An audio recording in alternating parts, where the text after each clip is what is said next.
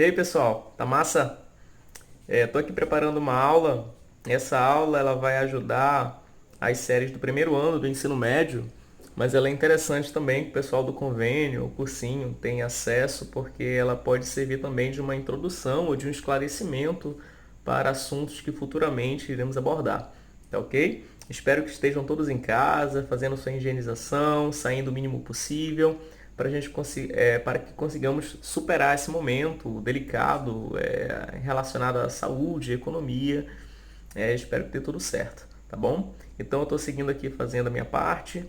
Por favor, assista às aulas com papel, caneta, sempre fazendo o possível para você anotar e acompanhar o raciocínio, tá bom? Então, beijo, beijo e vamos para a aula.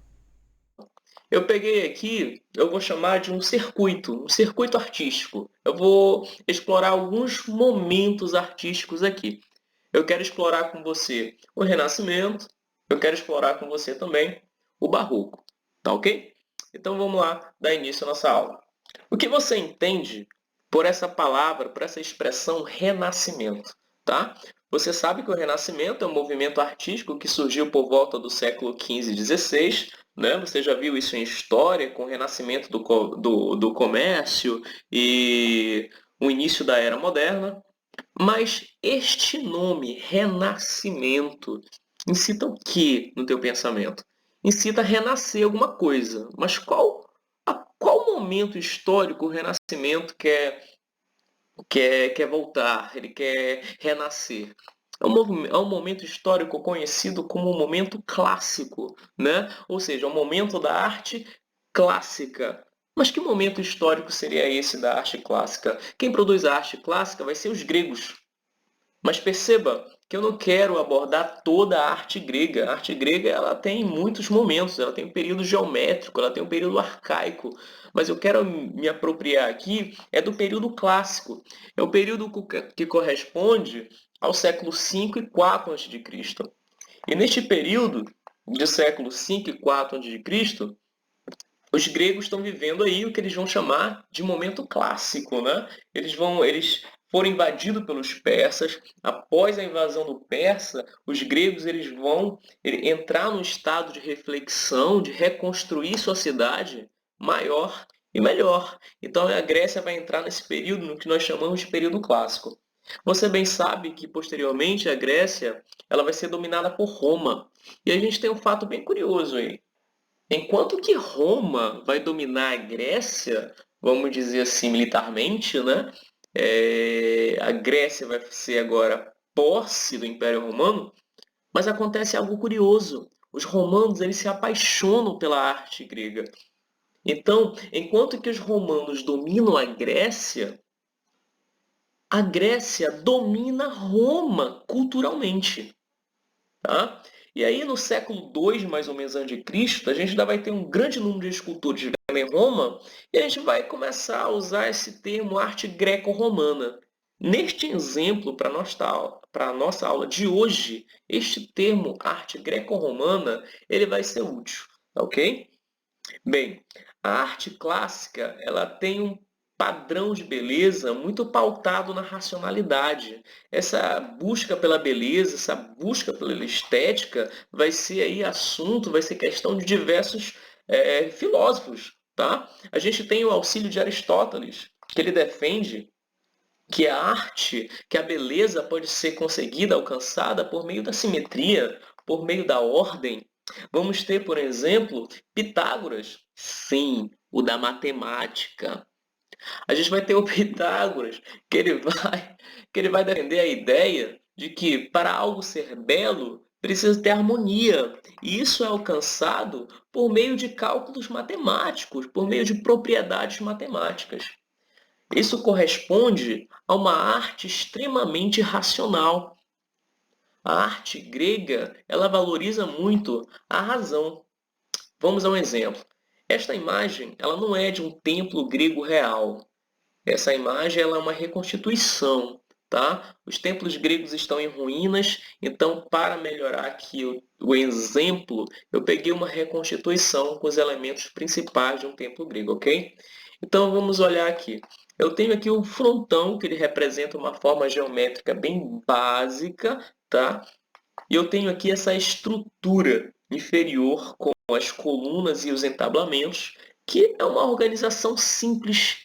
E essa simplicidade confere ordem à estrutura, tá? Se eu colocar aqui uma divisão no centro e eu perceber aqui as laterais, eu vou perceber que essa obra é simétrica, tá? Então eu tenho aí a simetria. São valores considerados belos para os gregos, tá? Outra estrutura que nós podemos correlacionar com a ideia de Pitágoras seria a questão da proporção matemática.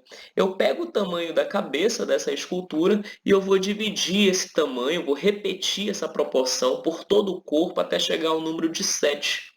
Aqui eu tenho uma ideia de harmonia, e essa harmonia foi obtida por cálculos matemáticos, por propriedades matemáticas. Eu posso pegar o rosto dele e fazer essa mesma divisão com o tamanho da testa, nariz e queixo, que eu vou dividir perfeitamente em 3.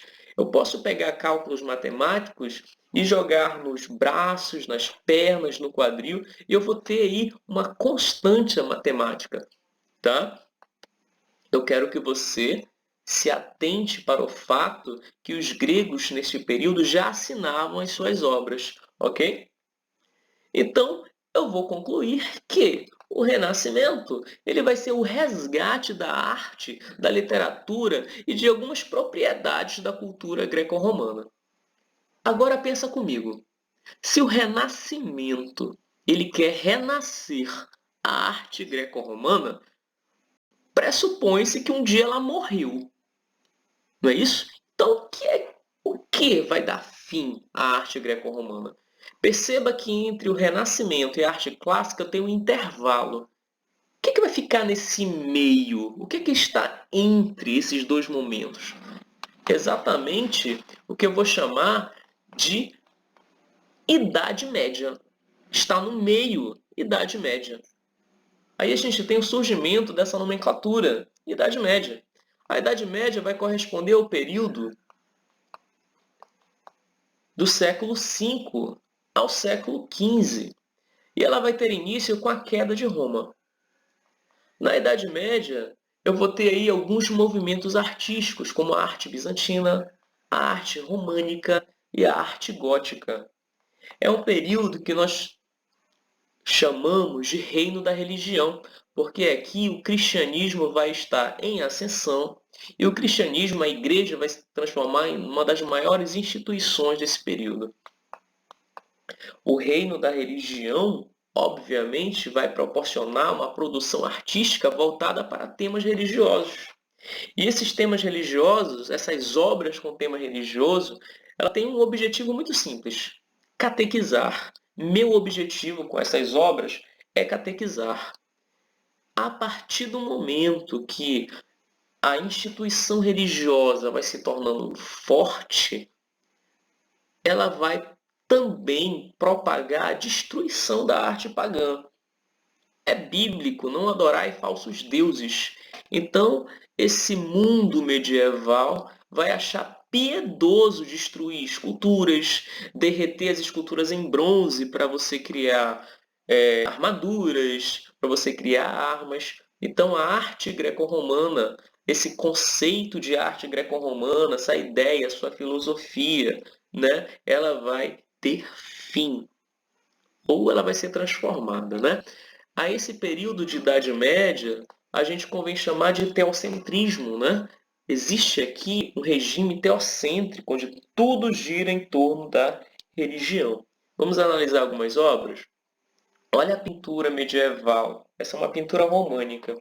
Perceba que ela não segue em nada mais o que nós considerávamos belo no período clássico. Você tem um rosto muito alongado, você tem os olhos muito próximos, você tem um pescoço extremamente largo, o corpo é completamente desproporcional.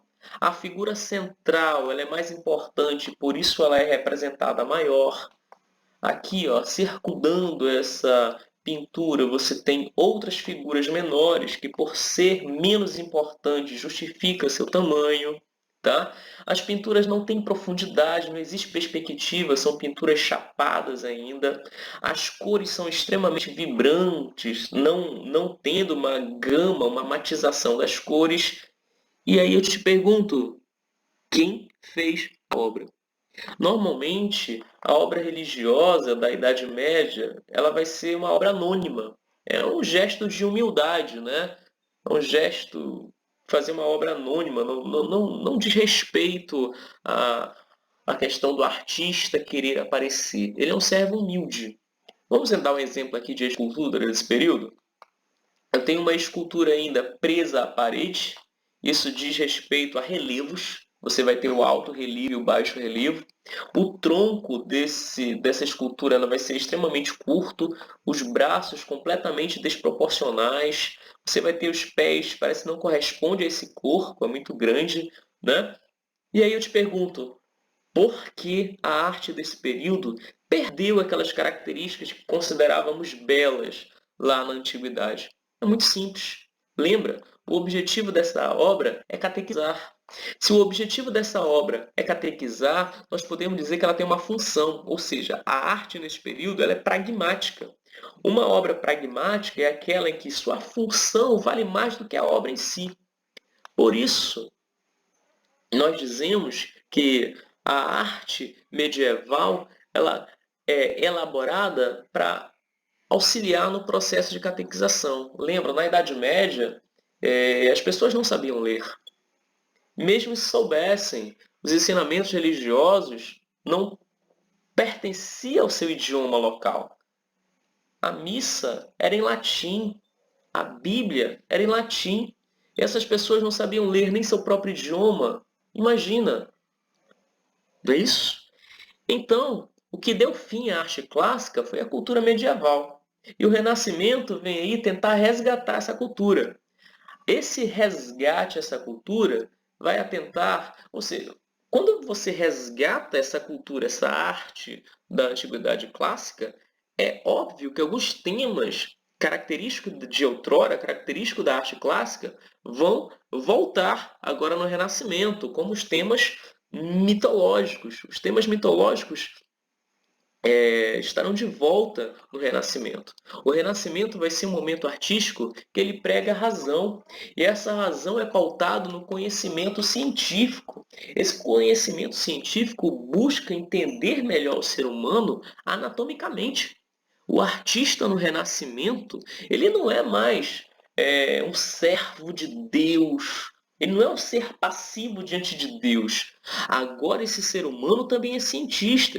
Os artistas do Renascimento, eles praticavam dissecação em cadáveres.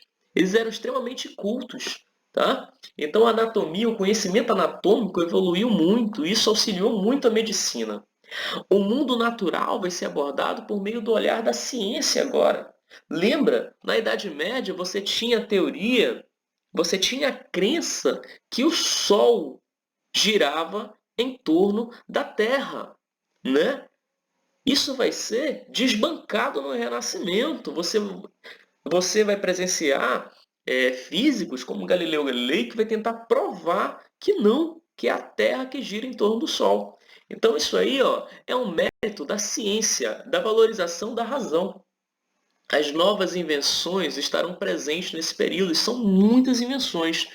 Eu tive que me conter às invenções relacionadas à arte, tá? E eu não vou abordar todas, mas as principais. As novas invenções, ou seja, de fundamental importância para nós em arte, vai ser a tinta a óleo.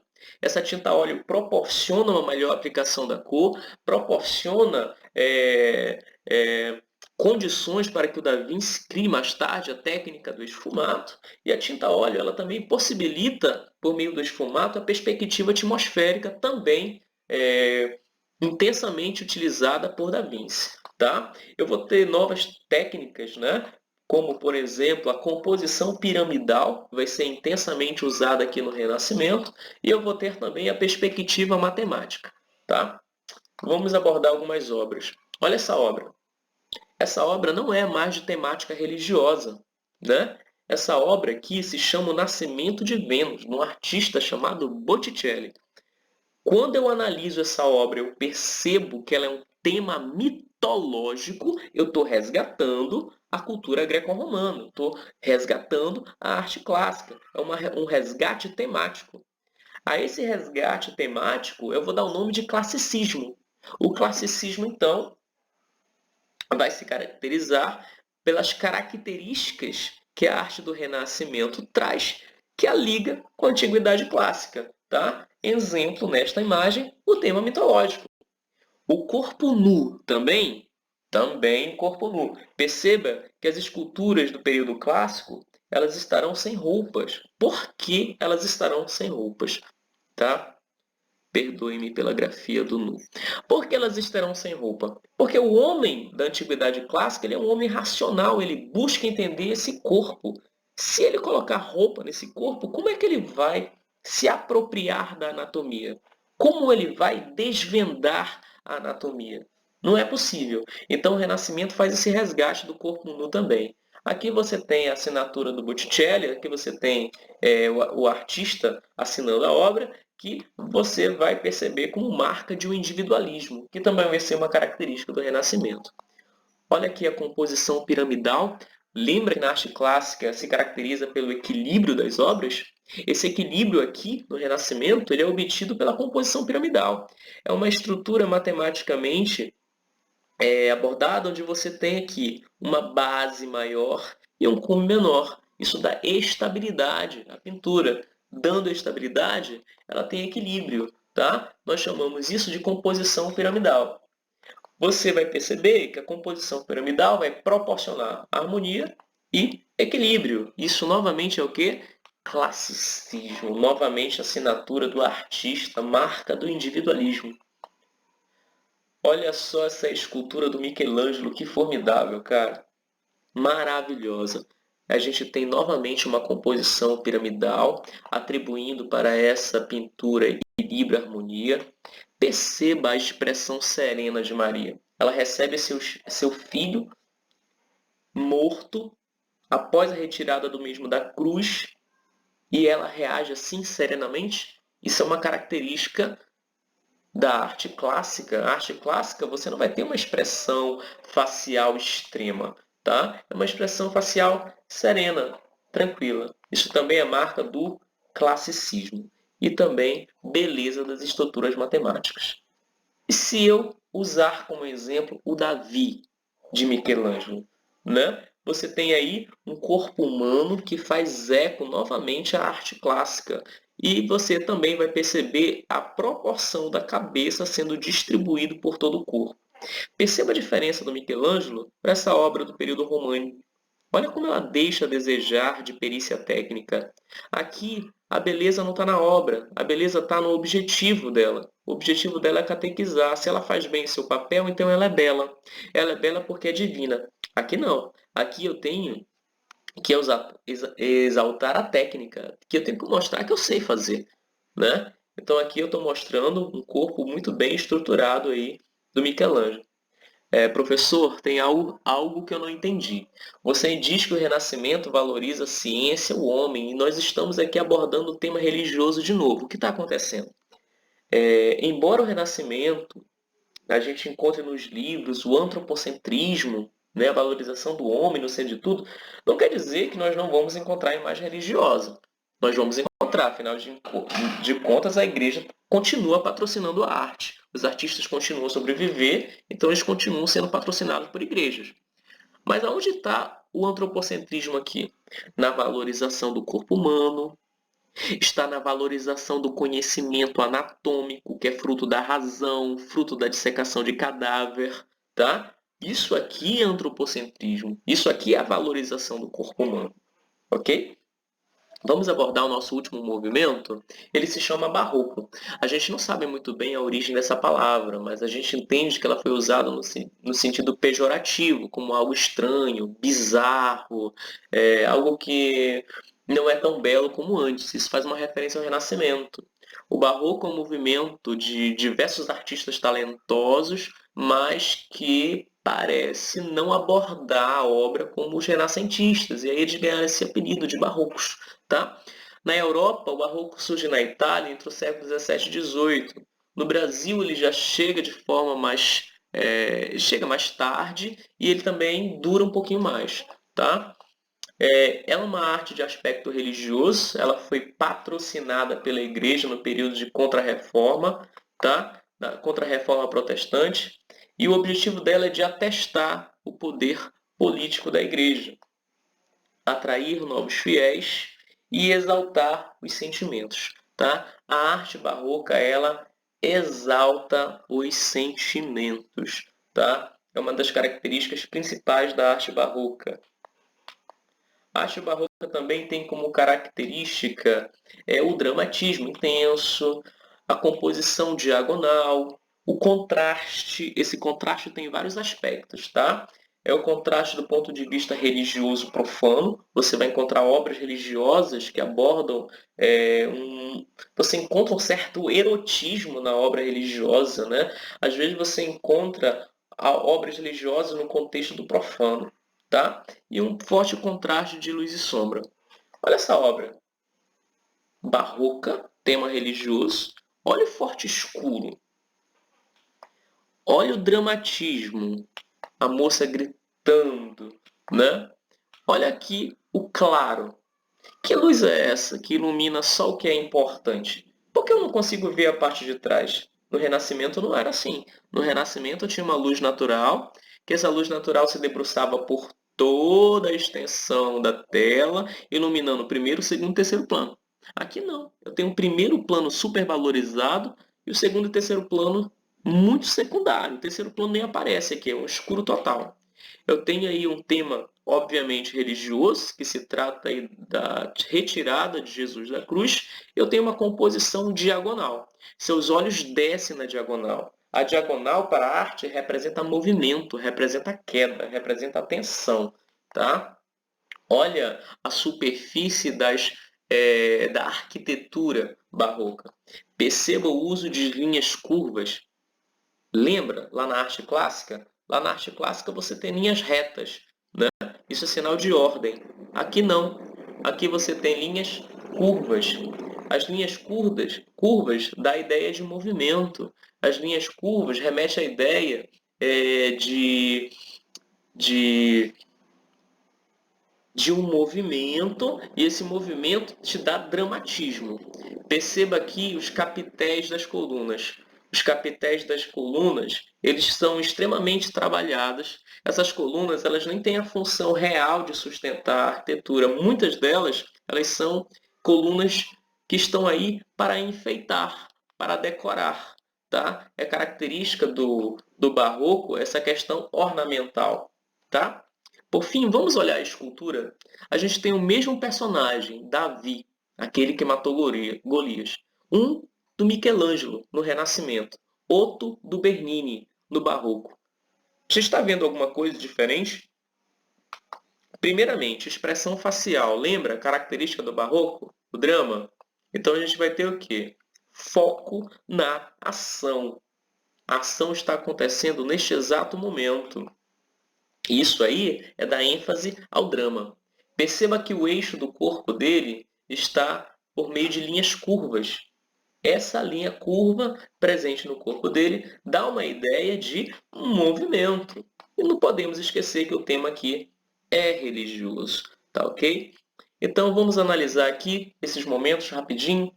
Você tem aqui a arte clássica que valoriza a razão, que valoriza os procedimentos matemáticos, uma composição equilibrada e harmoniosa. Você tem a Idade Média, onde a arte ela é mais valorizada pela sua função, que é catequizar, do que por ela própria. Nós temos a imagem do Renascimento, que valoriza a técnica e o resgate da cultura greco-romana. E nós temos aí a obra barroca, novamente uma obra religiosa, exaltando o drama, a emoção e o movimento, porque aqui no barroco acredita que a fé, ela é alcançada ao despertar dos sentidos. Gente, muito obrigado por sua atenção. Espero que vocês tenham realizado aí as suas anotações da aula e, como sempre, galera, seguindo a dica, fiquem em casa. Tchau, tchau. Até a próxima.